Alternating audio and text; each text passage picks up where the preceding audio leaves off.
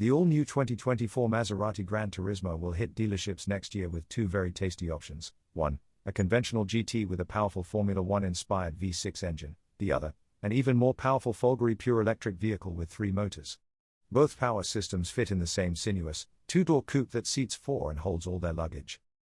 The new Grand Touring Coupe brings back the GranTurismo nameplate that's been on hiatus since the 2019 model year. Coming first, in early 2023, is the 2024 GranTurismo with the internal combustion engine, followed by the Folgore, Italian for Lightning, and Maserati's new EV sub-brand, battery electric version in the second half of the year. At launch there will be a Primus Series 75th Anniversary Launch Edition, a limited series with some exclusive content.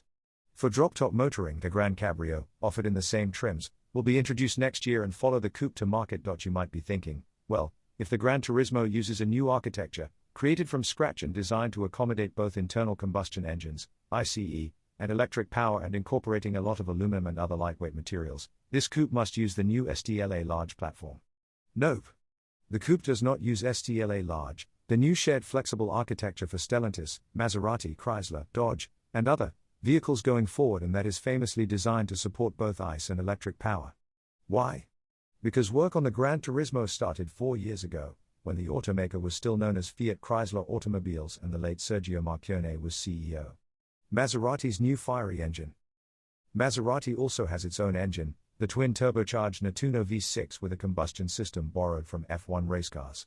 The 3.0-litre twin-turbocharged V6 debuted in the Maserati MC20 Coupe, then went into the Maserati Grecale Trofeo compact performance SUV, and now is found in the GranTurismo.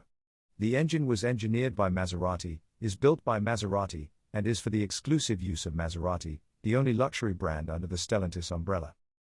The V6 has cylinder deactivation to save some fuel, yet puts out 490 horsepower and 443 pounds-to-foot of torque in the lower Modena trim. The top-end Trofeo has a higher output of 550 horsepower and 479 pounds-to-foot. Maserati has also left room for higher performance versions.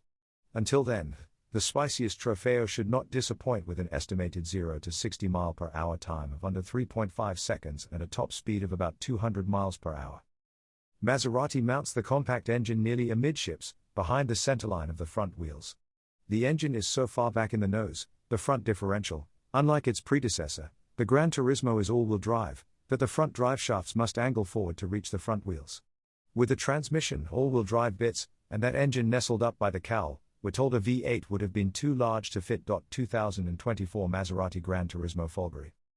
And yet a V8 isn't necessary, as the real performance is found in the all-electric GranTurismo Folgore, with 3 motors, all 300 kilowatts, 1 in front, 2 in back, combining for 760 horsepower and a 0 to 60 mph time of about 2.7 seconds.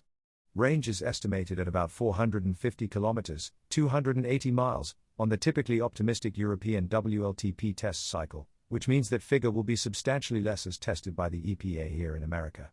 Maserati executives say to expect just 100 to 200 miles of total range when the certified figures come out, but insist the automaker had no illusions the GranTurismo Folgore would be best in class because the focus was on performance. The battery pack is T-bone shaped, running down the center of the car and snaking out to the sides, which lowers the car's H-point and allows the coupe to sit lower than other EVs that spread their battery cells out flat in the floor. Often, such a skateboard-style arrangement makes the vehicle's floor, and, by extension, the entire car, too high and heavy. The 92.5 kilowatt-hour battery runs at 800 volts, and can discharge up to 400 volts to a single rear wheel and has a discharge rate of up to 610 kilowatts. All versions have air suspension, 4 drive modes via a rotary dial on the steering wheel, launch control, and 4 driver selectable levels of brake regeneration. No Folgore will, of course, have an engine producing Maserati's classic Italian noise, so to keep that tradition alive, the EV engineers have taken the natural acoustics of the motors being driven by the inverters and digitally integrated them with the sound of a V8 to produce a unique note. The sound was created using software, synthesizers and speakers both inside and out the car.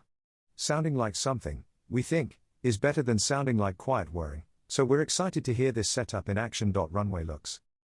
The GranTurismo was previewed, long ago, by the drop-dead Alfieri concept car. When that show car was shown at the 2014 Geneva Motor Show, yes, 2014, the plan was to get it into production around 2016. We say, better late than never, and that wait has also seen the compact Alfieris look stretched to great effect to fit the GranTurismo's larger footprint. Per Klaus Buser, head of Maserati design, the GT was designed to be a collector's car. In person, the GranTurismo seems incredibly long, low, and decidedly classic in appearance. The coupe is undeniably attractive, with a low mouth and hood, long sinewy body sides, and powerful rear haunches. The hood cut line has been relocated to the sides of the fenders, creating a massive clamshell hood with seamless, jaw-dropping fender peaks that flow into the vertical lights, a new signature, and frame a contoured center hood section that recalls the noses of Maserati's mid-century Formula One race cars. At seemingly ankle height is the iconic Maserati grille, with vertical slats and a three-dimensional trident badge.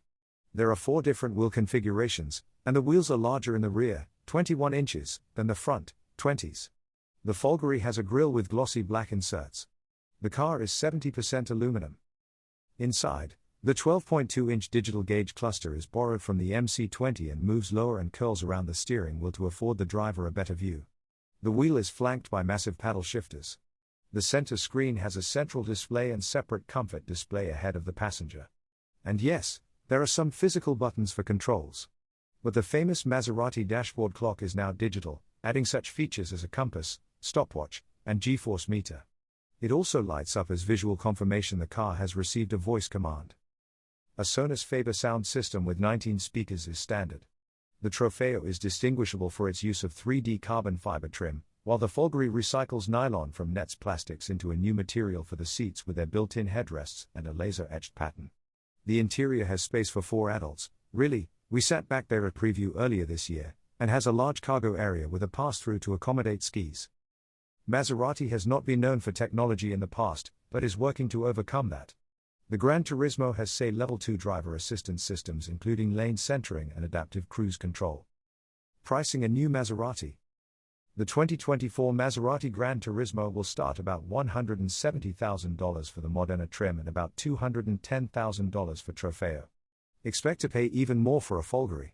The coupes will be built at the Mirafiori manufacturing complex in Italy, and Maserati wants to make about $10,000 a year. The luxury brand plans to have a totally new, fully electric product lineup by 2025 and stop offering vehicles with combustion engines by 2030. The GranTurismo Coupe and Gran Cabrio Convertible will be the brand's first full BEV models, even though they'll be sold alongside their gas-fed counterparts for some time.